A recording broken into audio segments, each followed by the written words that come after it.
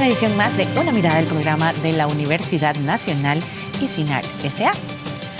Mi nombre es Maribel Quiroz Jara y hoy les voy a acompañar con un tema que es fundamental para el país, que nos involucra a todos y todas, familias, comunidades, al país entero. Se trata del manejo de la violencia en las aulas. Sabemos que recientemente inició el curso lectivo en el país. Cerca de más o menos 1 millón de estudiantes regresaron a las aulas, en preescolar, primaria, secundaria. Y no obstante todos los esfuerzos que se han hecho, nuestros estudiantes desgraciadamente cargan en la mochila un ambiente de violencia que se ha generalizado en los diferentes centros educativos, que nos preocupa mucho como sociedad y que diferentes instancias como universidades públicas, gremios de educadores y diferentes, incluso instancias internacionales han hecho un llamado de atención a que este tema de la violencia en las aulas debe atenderse lo antes posible para evitar consecuencias mayores que no queremos ver en el país. Para hablar sobre este tema nos acompaña en esta oportunidad Víctor Villalobos Benavides, quien es el director de orientación de la División de Educación para el Trabajo del Centro de Investigación y Docencia en Educación, CIDE, de la Universidad Nacional. Gracias, Víctor, por estar aquí en Una Mirada. Muchas gracias por la invitación. Esperemos que sea un espacio académico muy productivo. Gracias, y sí será. También está con nosotros Virginia Cerdas Montano, quien es la coordinadora de carrera de Administración Educativa de la División de Educación para el Trabajo, también del CIDE de la Universidad Nacional. Gracias por estar con nosotros. Gracias a ustedes por la invitación y esperando que este espacio sea un espacio muy rico de todas las convivencias y situaciones que se dan en esos centros educativos que nos tienen que hacer un llamado de atención definitivamente. Exactamente, esa es la idea del espacio en el que también participa Adriana Venegas Oviedo, de la carrera de Administración Educativa de la Facultad de Educación de la Universidad de Costa Rica. Muchas gracias por estar con nosotros. Muchas gracias por la invitación y realmente un tema que nos atañe siempre, pero hoy particularmente en un momento donde realmente tenemos que tomar acción.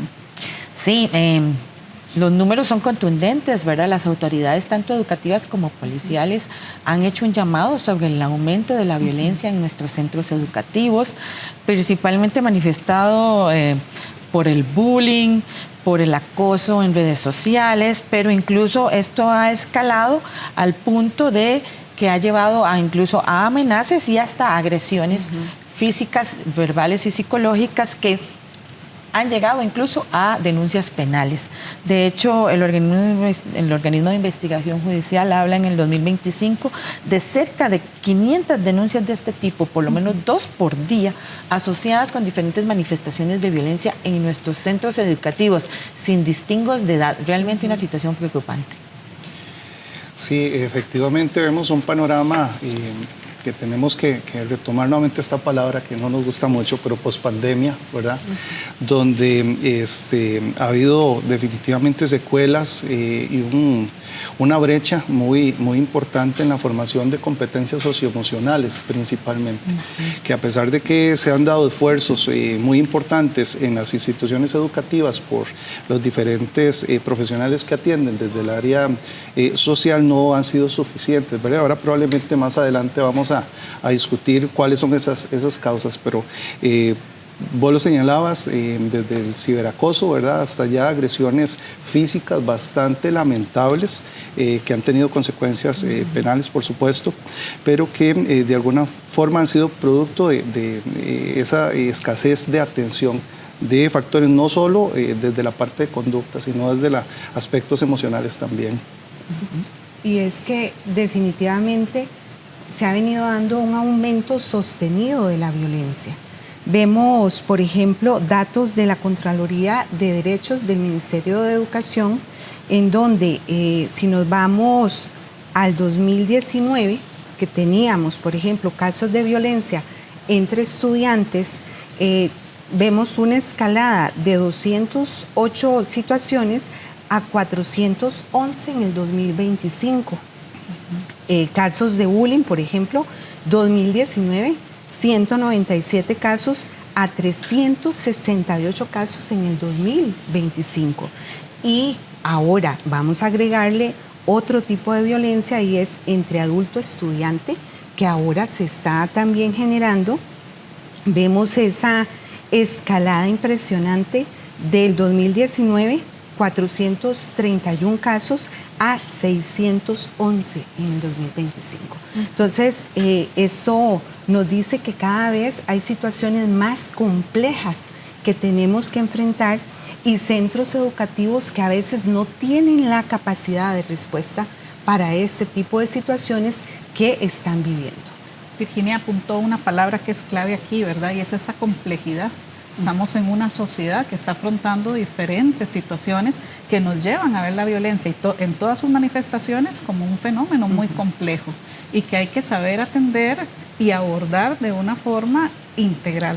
¿Por qué? Porque estamos hablando de personas y estamos hablando de que hay manifestaciones de estrés, hay manifestaciones de situaciones particulares que se viven en la casa que son el reflejo de la sociedad y que lo vemos hoy en día a nivel mundial. También hay estadísticas a nivel latinoamericano y a nivel prácticamente internacional de casos de estos. Conocemos casos de Estados Unidos, ¿verdad? En centros educativos donde ya vemos que llegan estudiantes, ¿verdad? Y con armas y demás y presentan situaciones. Estaba escuchando últimamente casos también como Argentina, donde ya Uruguay, donde se han presentado este tipo de situaciones.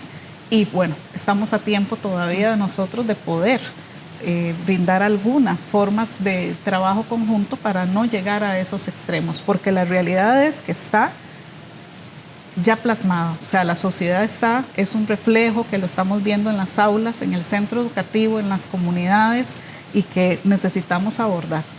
Y que no solo apunta a estudiantes, ¿verdad? Están los docentes, también son personas, también pasan procesos que son críticos, sí, claro. ¿Verdad? Tenemos el personal administrativo y la comunidad en sí, entonces es algo que tenemos que manejar de manera integral. Ahora, no es tampoco que, ¿verdad?, que las situaciones de violencia estén incrementando, sino más bien la complejidad del tipo de manifestación es la que se está agravando. Y dentro de este panorama inicial con el que estamos arrancando esta conversación, hay que destacar que las instituciones educativas, aunque cuentan con profesionales, muchas veces estos profesionales que deben atender las situaciones, pues no tienen los recursos necesarios o no tienen el tiempo necesario porque está dedicado a otras labores que podrían escaparse también dentro de esas competencias preventivas que son necesarias. Y hablo específicamente en el caso de los profesionales de orientación. Sabemos que son de las personas que tienen un rol más importante para atender estas situaciones a nivel preventivo y prácticamente lo que están desarrollando son acciones para intervenir propiamente. Una de las interrogantes que también se plantean muchísimas personas, docentes y administrativos en los centros educativos es ¿y cómo congeniamos? O nos dedicamos al currículum o nos dedicamos, ¿verdad?, a prevenir y atender este tipo de situaciones. Entonces, ¿de qué manera? Creo que es parte del trabajo que a nivel interinstitucional podríamos generar. Sí, una mirada conversó sobre este tema con Flor María Arteaga, quien es docente de Administración Educativa de la Universidad Estatal a Distancia, UNED, quien explicó que las aulas son una representación de lo que sucede en las casas y en la sociedad, en nuestros barrios, en todos nuestros entornos. Por eso no es de extrañar que las aulas más violentas estén ubicadas en las zonas más vulnerables del país.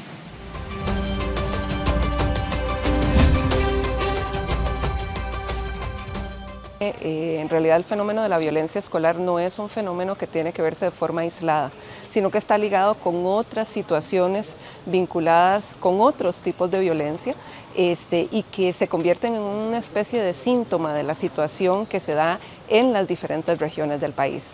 No es gratuito el hecho de que es en las zonas de menor desarrollo, en las zonas donde hay más instituciones con órdenes sanitarias de cierre funcionando, en las que hay situaciones importantes de violencia, ¿verdad? En realidad, lo que sucede en las aulas es una manifestación más, o más bien como un síntoma de toda la violencia estructural y simbólica de las que somos sujetos cotidianamente en una sociedad como la nuestra.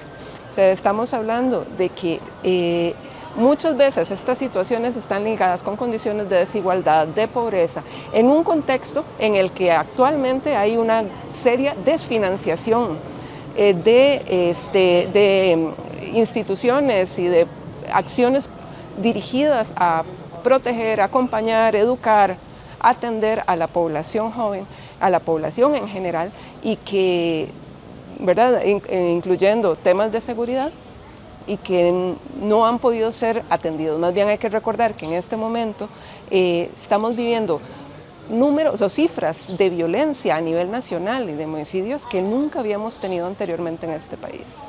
Entonces, no sería justo pensar en la violencia escolar como un fenómeno aislado, sino que es necesario visualizarlo en un contexto más amplio en el que las diferentes regiones de nuestro país se encuentran. Por ejemplo, hace poco hicimos un diagnóstico en Grande de Terre, en territorio indígena, y una de las problemáticas precisamente son situaciones en comunidades vinculadas con violencia, con adicción, pero también con situaciones de depresión, también tendencias suicidas, etcétera, en población joven. Entonces, es un fenómeno que desde la administración educativa nos acercamos porque es nuestra área, pero siendo conscientes de que se requiere de una intervención integral y un análisis, una reflexión crítica de cómo se están llevando las políticas nacionales de cara al desarrollo, a la protección de la juventud, la niñez y la educación en general en el país.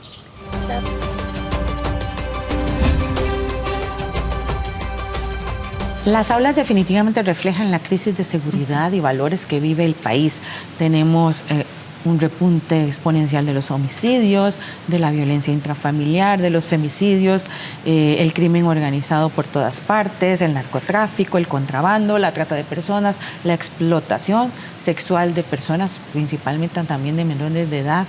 Y como usted decía, esto nos rebalsa como sociedad, ¿verdad? O sea, y por más que en los centros educativos y las personas docentes, las direcciones, ¿verdad?, hayan recibido capacitación para abordar estos temas, definitivamente la crisis de seguridad que vive el país es tan grande que nuestros centros educativos y nuestro personal docente y administrativo están un poco también a merced de esta ola de violencia.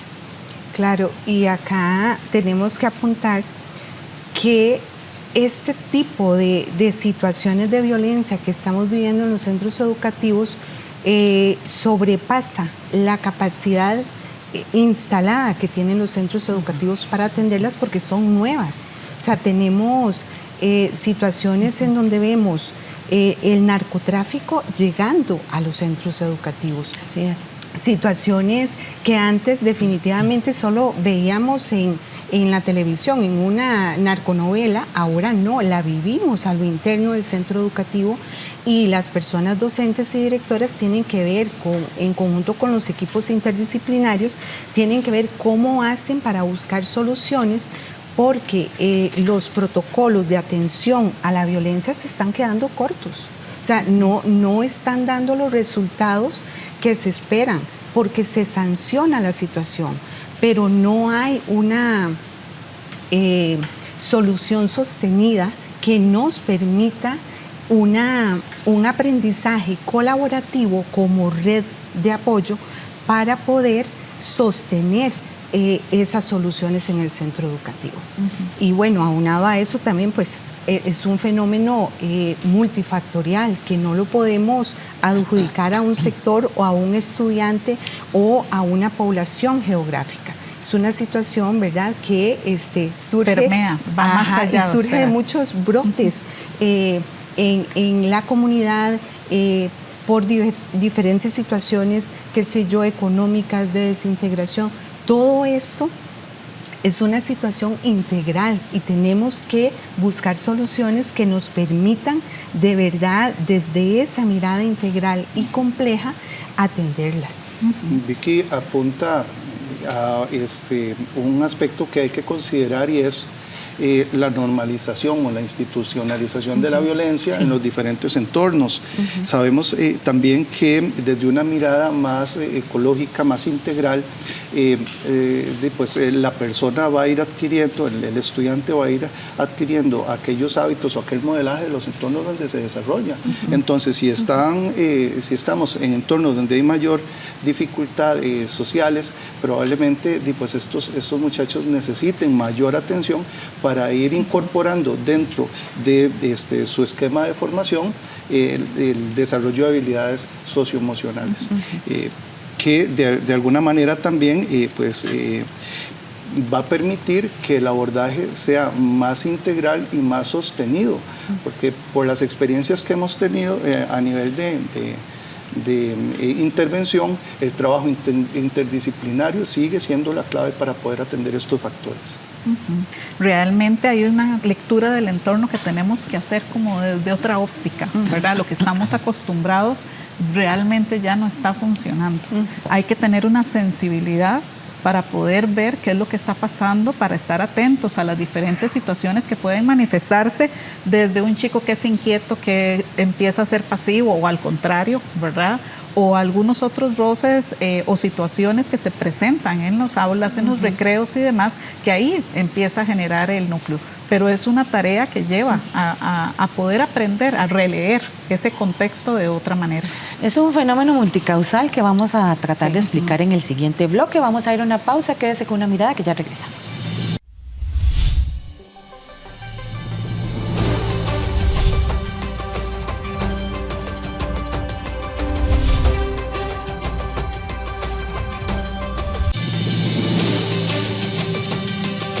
Continúa usted con una mirada del programa de la Universidad Nacional y de CINAR S.A. Hoy con el tema de la importancia de manejar de forma adecuada la violencia en nuestras aulas, sea en la primaria, en la secundaria, incluso en las universidades, porque nuestros entornos educativos están siendo reflejo de la crisis en seguridad y valores que estamos viviendo como sociedad, que ya ha costado la vida de muchas personas y además afecta también el desempeño de los estudiantes y del cuerpo docente y administrativo en las aulas de escuelas y colegios.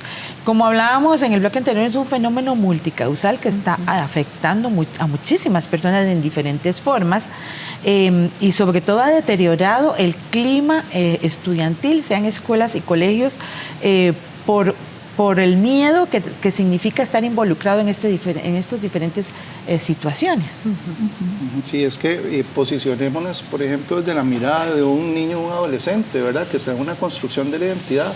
Y cuando esa identidad depende, por ejemplo, de la afinidad a grupos, y digamos, y no solo presenciales, sino ahora virtuales, entonces ahí vemos cómo son presas fáciles para caer en todas esas pues, trampas que se les tiende desde grupos organizados para llevar la violencia a las instituciones.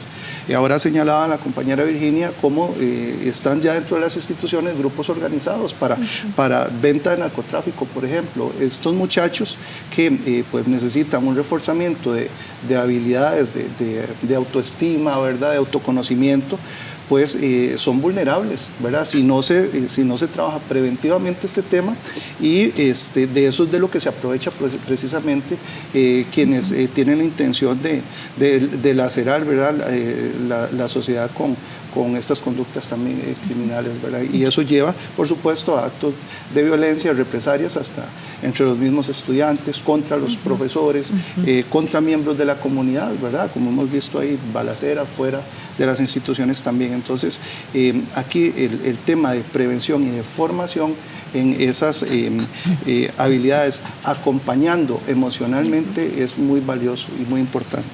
Acá yo creo que es importante en este espacio que tenemos decir, explicar en estos entornos que la violencia escolar no es un problema de un centro educativo aislado. Muy importante. No, es un problema de una crisis país que se refleja en el espacio educativo, en el espacio áulico. Se está desdibujando con toda esta situación la figura que teníamos antes del docente, por ejemplo. Y si perdemos esa figura de respeto, esa figura que regulaba emocionalmente la conducta también del estudiantado, Entonces, ¿qué tenemos? ¿Cuál es la zona segura que tiene el estudiantado cuando está en el centro educativo? Y si el estudiante no tiene zona segura dentro del centro educativo, está en modo supervivencia. Y en modo supervivencia no vamos a aprender nada. Entonces, ¿qué estamos, con qué intencionalidad llegamos al centro educativo? Se supone que a llevar procesos de aprendizaje, de programas que están establecidos para tener un ciudadano con un perfil X, ¿no?, de salida. Sin embargo, estos programas con estos contenidos programáticos se nos quedan ahí y pierden sentido, pierden significado cuando la persona está en modo supervivencia. Y acá quiero llamar la atención que no es solamente el estudiantado, el docente ya también en muchos centros educativos se siente de esta manera, modo sobrevivencia. Hace el año pasado fuimos a un centro educativo en la zona de Cariari con los estudiantes de administración educativa, que siempre hacemos giras para que vayan a entornos reales, y nos sorprendió muchísimo que estaban sacando esposado a un estudiante y estaba la policía ahí. Entonces nosotros decíamos, ¿qué es este entorno escolar? Esto era una situación que jamás nos imaginamos que podía ocurrir y está ocurriendo. Y entonces el director nos contaba que eso era de todas las semanas, la intervención de la policía en el centro educativo. Entonces es un entretejido social de pobreza, desigualdad, de exclusión, que nos está reflejando esta crisis en los centros educativos. Claro, hay situaciones, ¿verdad? Y dimensiones dentro de lo macro y lo micro, pues sí. Por ejemplo, Víctor, que en el bloque 1 mencionaba la pandemia, ¿verdad? Y el periodo post-pandemia, que nos ha llevado a ver todas esas realidades que han surgido, porque fueron 2 años prácticamente que los chicos estuvieron encerrados en su casa, los docentes también, con situaciones particulares que obviamente, ¿verdad? Estamos viendo la afectación que eso tuvo lugar, de desempleo, de incertidumbre, incluso a nivel de salud. ¿Qué va a pasar? Nos vamos a enfermar, y si nos enfermamos nos morimos, ¿o qué, verdad? Sí, violencia intrafamiliar. La vacuna, con todo lo que eso trajo, ¿verdad? También a colación y demás. Pero también es importante que cada centro educativo, dentro de su particularidad, pues estudie ese clima que tiene, ¿verdad? Porque hay situaciones dentro de la parte social que nos están incidiendo definitivamente. Factores aparte de la crisis de seguridad y de valores. Factores económicos, factores sociales, factores psicológicos, ¿verdad? Y demás. Pero también a nivel del centro educativo micro responde mucho también a una realidad muy directa. Entonces, tener esos diagnósticos, ¿verdad?, de la población que atendemos, cómo la atendemos, las realidades de las familias, ¿verdad? Todavía hace unos años se realizaba la visita, ¿verdad? A casas y demás. Entonces nos permitía comprender quizás un poquito más cercano, ¿verdad?, cuáles eran esas particularidades. Sí, que por cierto era muy efectivo, ¿verdad? Además, en los equipos interdisciplinarios esta práctica acercaba mucho para una atención socioeconómica y psicosocial más certera. Lo que iba a señalar es que, bueno, hablamos de la pandemia y pospandemia, pero hay que recordar que el sistema educativo ya venía bastante lesionado en ese momento y debilitado, y llegamos a un momento en que nuestros niños, niñas y adolescentes empiezan a aislarse y empiezan a perder habilidades, por ejemplo, la resolución del conflicto, ¿verdad? Entonces, es ahí donde nosotros tenemos que retomar precisamente esos planes diagnósticos para ver cómo estamos a nivel institucional y abordarlo de forma integral.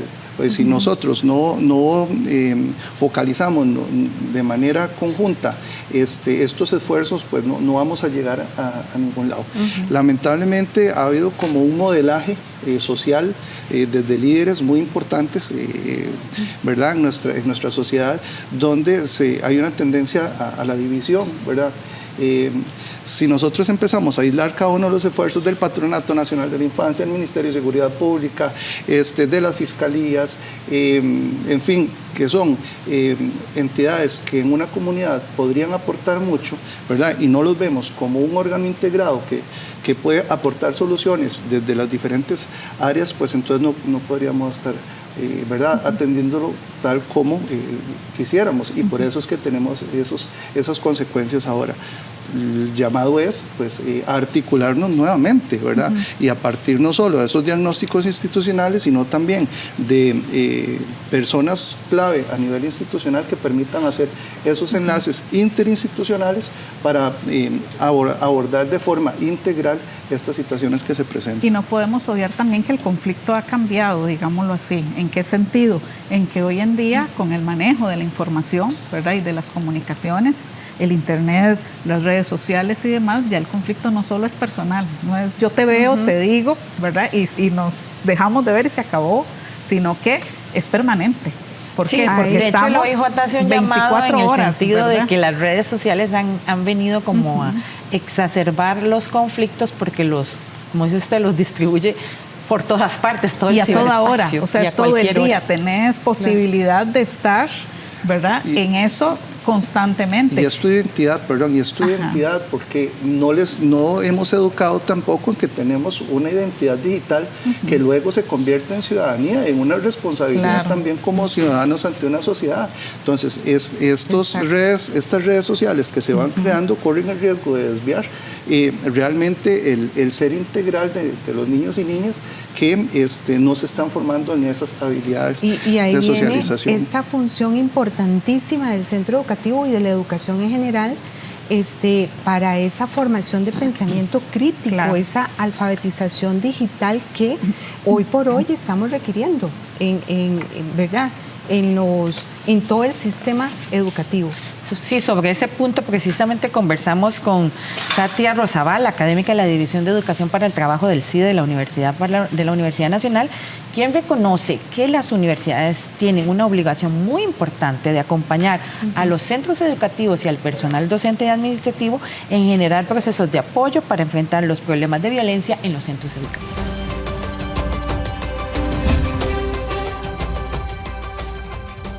Es una responsabilidad social que tienen todas las universidades públicas de apoyar a los diferentes sectores o ámbitos en los que desarrollamos las diferentes carreras o procesos académicos, y en este caso, pues desde las carreras de administración educativa tenemos la responsabilidad de generar procesos y acciones de apoyo a los directores, a los líderes de las instituciones, como parte también de las funciones en la sociedad de la universidad. Entonces es muy importante que nosotros abramos espacios como los que estamos haciendo, generemos espacios y después desde las diferentes acciones sustantivas de la universidad como proyectos de investigación, sobre todo proyectos de extensión, se planteen acciones directas a apoyar en este caso el fenómeno de la violencia en los contextos. Además, consideramos muy importante que la universidad sea líder en procesos, en resultados, en acciones de este tipo, de este género, para que genere también o apoye en las decisiones políticas, como la generación de acciones y políticas públicas, en este caso en el ámbito educativo, sobre este tema de la violencia, generado a través de estas mesas de diálogo o inclusive investigaciones, pero también salir a los contextos, ir a los contextos como universidad. Consideramos que es una responsabilidad muy importante y que parta de la realidad. Por eso hoy invitamos a las personas que están en el contexto, que lo están viviendo, para que nos cuenten qué está sucediendo, cómo está impactando, y a partir de ahí tomar decisiones, pero decisiones desde los contextos educativos, no desde la universidad necesariamente.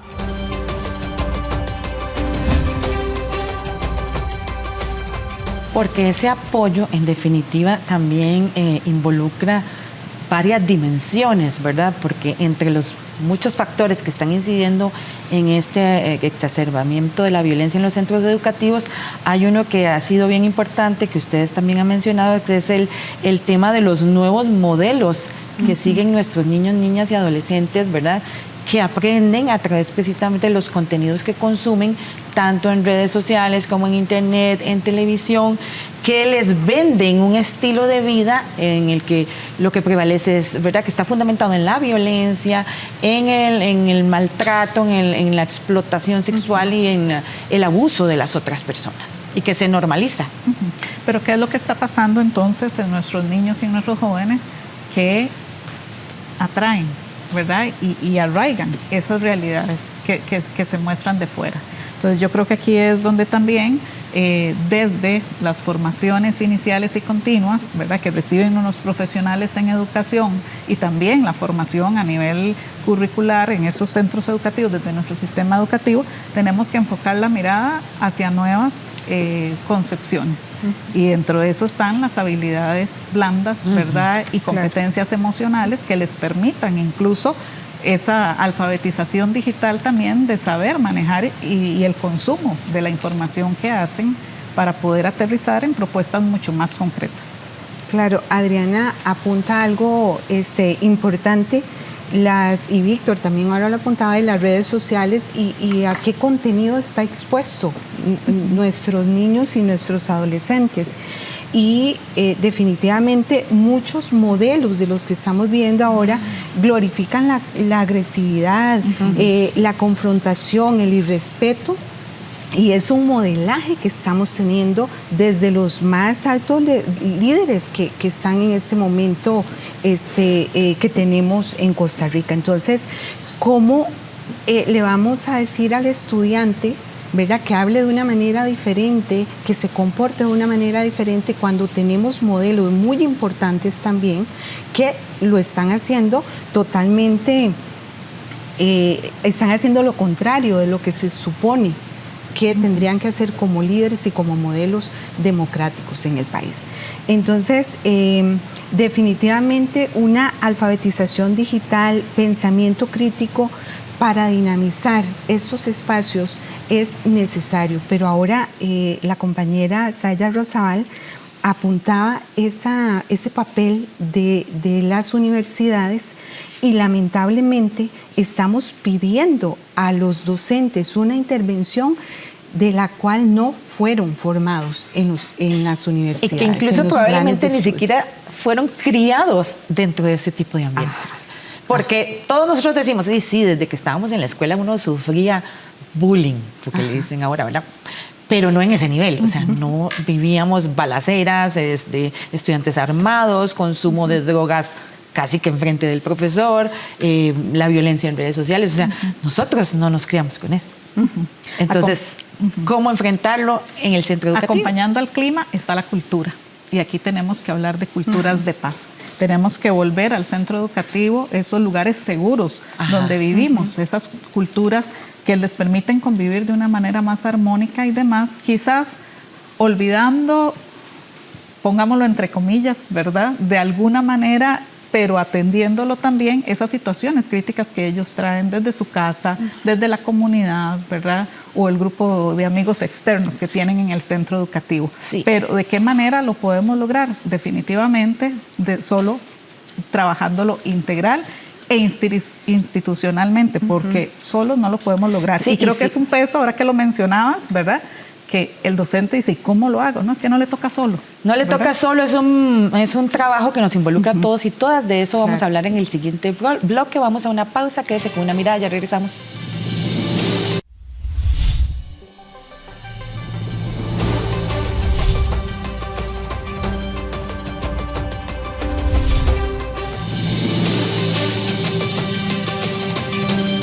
Regresa usted a Una Mirada, del programa de la Universidad Nacional y de CINAR S.A., hoy con el tema del manejo de la violencia en nuestros centros educativos, un problema creciente que nos preocupa y nos involucra a todos y todas en Costa Rica.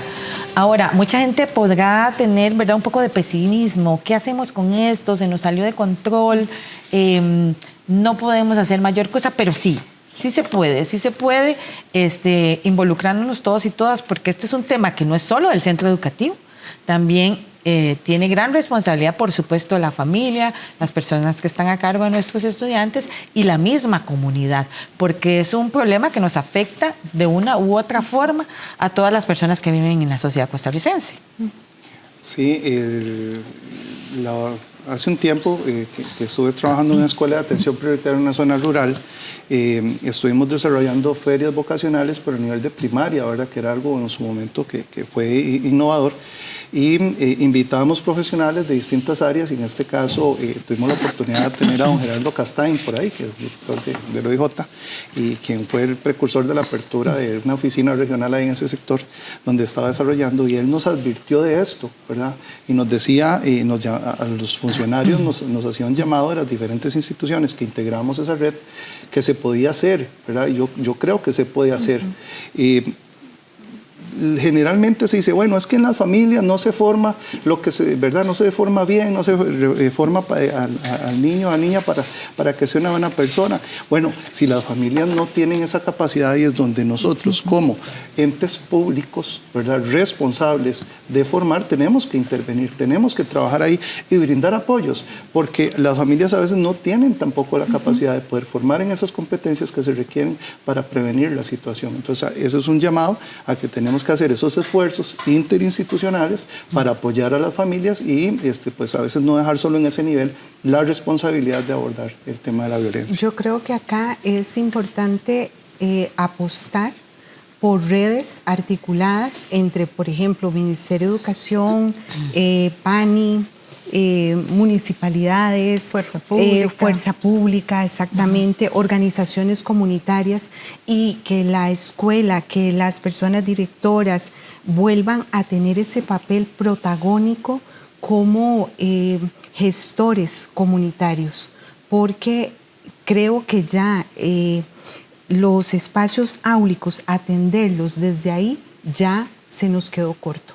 Entonces tenemos que trascender esos espacios áulicos y buscar esas redes de apoyo que nos permitan esa búsqueda de soluciones oportunas y sostenidas, porque no es que vamos a hacerlo para solucionar el comportamiento de un estudiante, no, necesitamos hablarlo, dialogarlo con las familias, qué está ocurriendo a lo interno de estos hogares, cómo repercute esta formación en valores en el centro educativo y cómo repercute también la formación que estamos dando desde la escuela hacia la sociedad.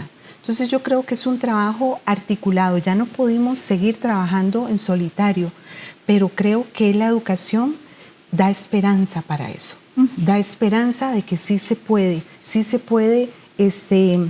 trabajar la regulación emocional, la gestión emocional, no solamente con el estudiantado, con el profesorado que los atiende, con las familias.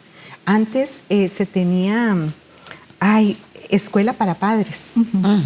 Hay que volver otra vez a estos espacios para que tengamos esa oportunidad de dialogar con los padres, madres de familia encargados para ver dónde buscamos soluciones. Claro. Hay que saber muy bien hacia dónde queremos ir, qué es lo que queremos lograr. Y teniendo eso claro, trabajar con los agentes que sean necesarios. La comunidad educativa involucra, como mencionan los compañeros, a todos. No solo son los estudiantes, no solo son los docentes, son los padres de familia, es la comunidad, ¿verdad? Es la sociedad en general. Entonces, ¿de qué manera establecemos esas redes de apoyo y esas alianzas estratégicas para poder organizarnos y alcanzar eso que queremos lograr? Hoy en día ya se cuentan con muchos protocolos de atención y prevención de diferentes situaciones, pero no es solo un aspecto disciplinario, digámoslo así, o de ponerlos en práctica cuando sucede una situación. Es que tenemos que crear esa cultura de paz de la que ahora hablábamos, ¿verdad? Usted también mencionó el tema de las habilidades blandas, que es muy importante trabajar en ellas para romper con esos modelos y esos estereotipos que están manejando nuestros niños, niñas y adolescentes, aprendidos pues, de los medios de comunicación y el Internet. Resultado de todas estas circunstancias que hemos estado hablando, ¿verdad? Surgen muchísimos factores que nos afectan a nivel físico y emocional.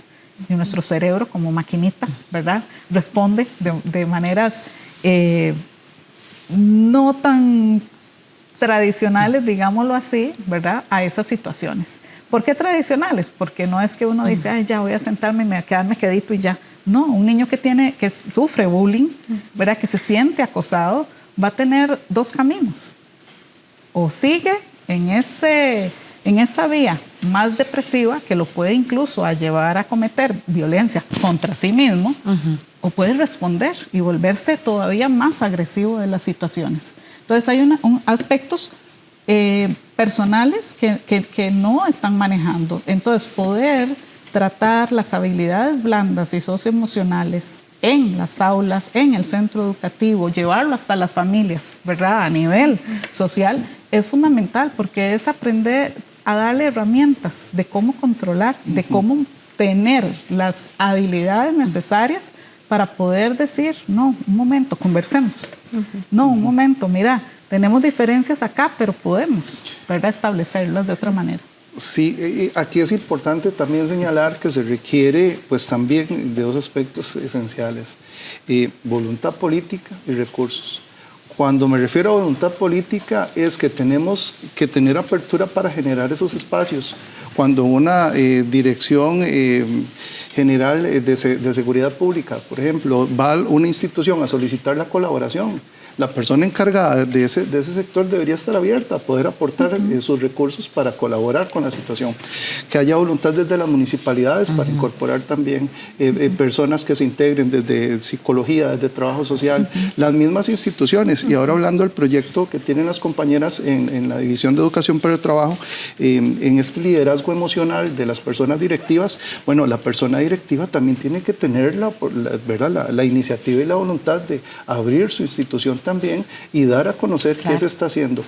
Muchas de estas situaciones no terminan bien es porque no se comunica, ¿verdad? No se socializa con las familias qué es lo que se está haciendo. Entonces, por supuesto, si nadie conoce qué es lo que se está haciendo, entonces no se pueden tener resultados positivos. Y lo otro es la parte de recursos, se necesitan recursos. La sobrecarga que se tiene actualmente docente jamás les va a permitir a ellos abordar aspectos socioemocionales y con costos están pudiendo abordar el currículum. Entonces son factores que tienen que considerarse a la hora de abordar integralmente este tema. Ahora estábamos hablando antes de llegar al programa que si solo pusiéramos como eje al estudiante como persona que dinamiza todo el proceso pedagógico, la situación sería diferente. Porque ahí tendríamos que apostar por una educación para la vida, una educación para la gestión emocional, una educación que les permita vínculos relacionales saludables. Empatía. Esa situación que necesitamos, que ahora Adriana lo decía, lo apuntaba, cultura de paz en los centros educativos. Pero en ese momento, como bien lo indicaba Víctor, tenemos contenidos más importantes que esta regulación emocional. Entonces, tenemos que redimensionar la intencionalidad pedagógica para ver qué queremos. Y yo creo que esto lo tenemos que hacer con sindicatos, con autoridades ministeriales, con universidades, para que esos planes de estudios todos tengan esa articulación que nos permita enfrentar la situación que estamos viviendo ahora, que es crítica y se nos puede volver todavía más si no la atendemos en ese momento. Y con la comunidad educativa, porque escuchar las voces de todos, hasta los mismos estudiantes, ¿verdad? Muchas veces son imposiciones o son protocolos que se aplican, ¿verdad? Digámoslo así desde fuera, pero incluso a ellos preguntarles qué pasa, por qué, qué se les ocurre, cómo podemos resolverlo, ¿verdad? ¿Qué quieren hacer?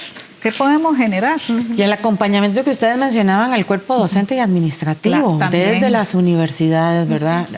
Revisar los currículos de tal forma que, aunque no lo queramos, es una realidad, es lo que estamos viviendo y esto tiene que analizarse desde la academia para que, ¿verdad?, nuestros profesionales desarrollen estas habilidades también, tanto para enfrentar la situación, porque Sí.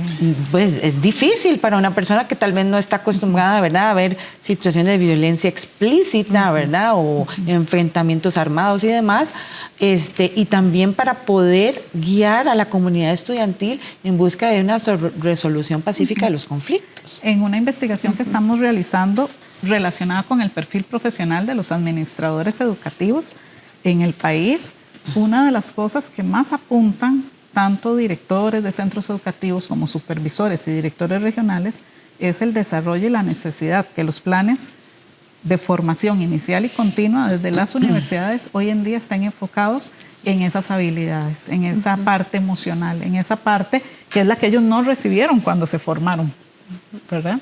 Y hay que comprender que sí, y de hecho está fundamentado en la educación. Es el saber conocer, es el saber hacer, pero sobre todo el saber ser y el saber convivir. Entonces, si esos 4 tienen que ir siempre como bien amarraditos, ¿qué estamos dejando de lado? ¿Verdad? Y la neurociencia acá nos está aportando elementos sustantivos para esto. Desde las funciones ejecutivas que tenemos que desarrollar en el estudiantado para poder regularse, para poder esperar, porque ahora la inmediatez nos está ganando. Todo el mundo quiere ya, pronto, y verdad, y si no lo tenemos, entro en crisis, y creo que la neurociencia nos da ese aporte sustantivo para que las universidades lo incluyan en sus planes de estudio en formación de todos los perfiles profesionales que atienden en los centros educativos. No solamente docentes, sino directivos, sino personas orientadoras, psicólogos, todo el equipo tendría que formarse, comprender esas dimensiones para poderlas gestionar en los centros educativos. Lo importante es tener claro que sí es posible cambiar este panorama, ¿verdad? Sabemos que estamos en una crisis grave de seguridad, de educación, pero sí existen las posibilidades de enfrentar esta situación y pues darle la vuelta, como dicen. Es un trabajo conjunto y no hay que esperar a que la cosa esté mejor, más tranquila, ¿verdad? Como dirían los chicos, sino es poder atenderla desde ya.